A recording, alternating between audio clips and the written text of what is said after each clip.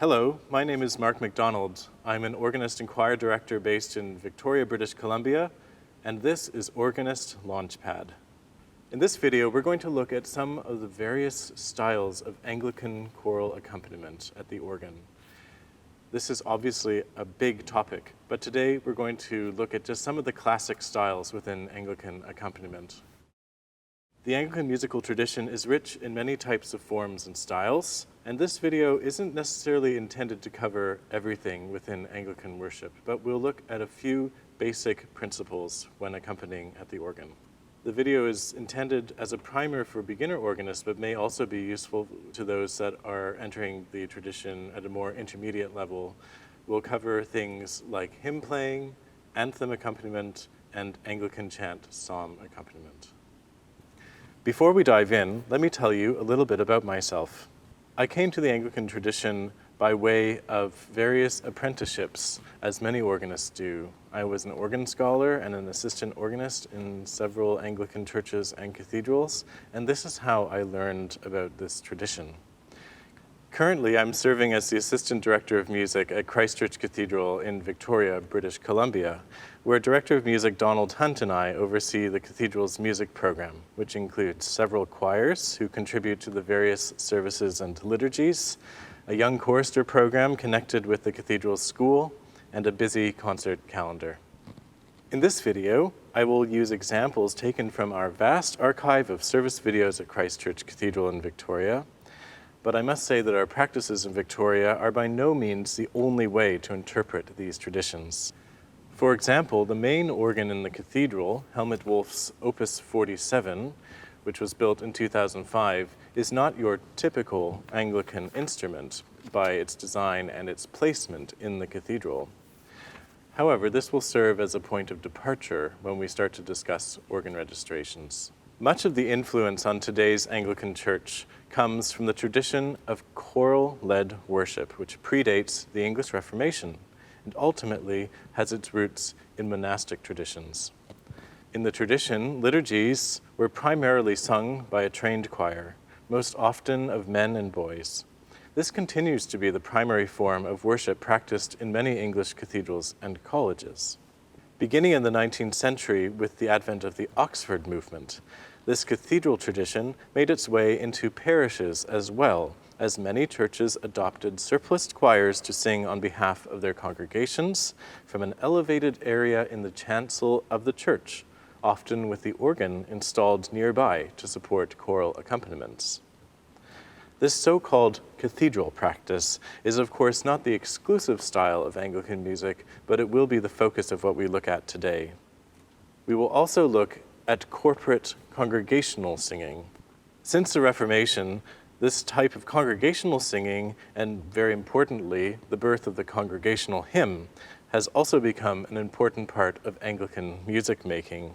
There are also other styles of modern Anglican worship that make up the fabric of today's church. There are far too many, of course, to include in this short presentation.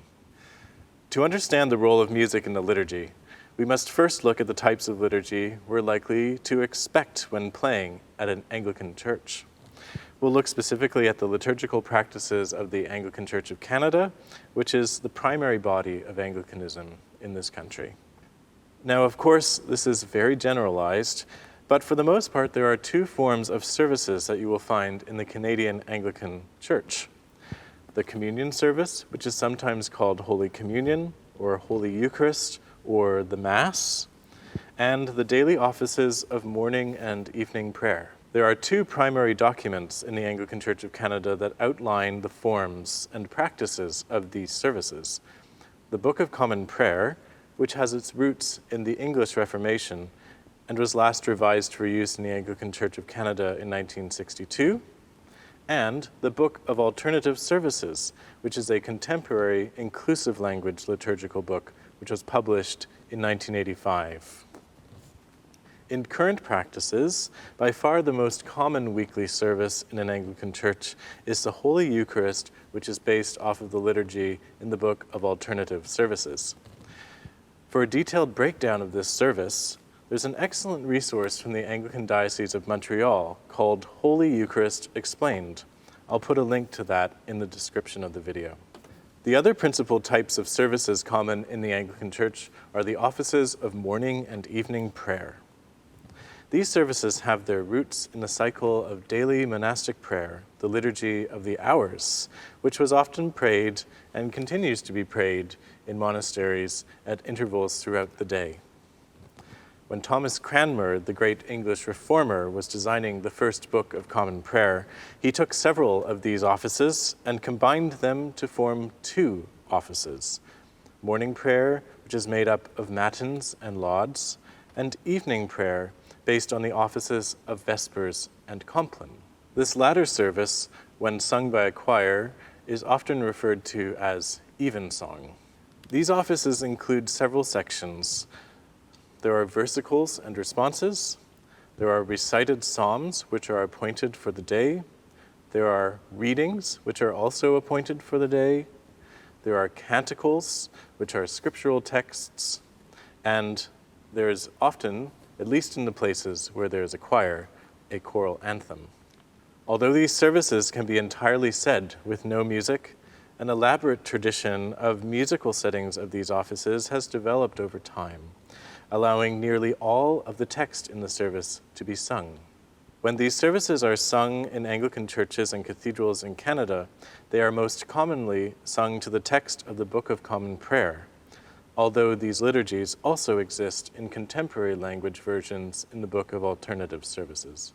There are several types of music that you'll find in your typical Anglican church. There are hymns, of which your primary resource is from the hymnal Common Praise, which was published in 1998, and Sing a New Creation, which is a new supplement which was published in 2022. You'll find congregational settings of the Mass or canticles. You'll find choral settings, you'll find choral anthems, and you'll find various types of psalms. These could be metrical, which are like hymns, responsorial, which are between a choir and a congregation, or a cantor and a congregation, Anglican chant, which is typically sung by a choir, and plain chant settings, which are usually using Gregorian chant.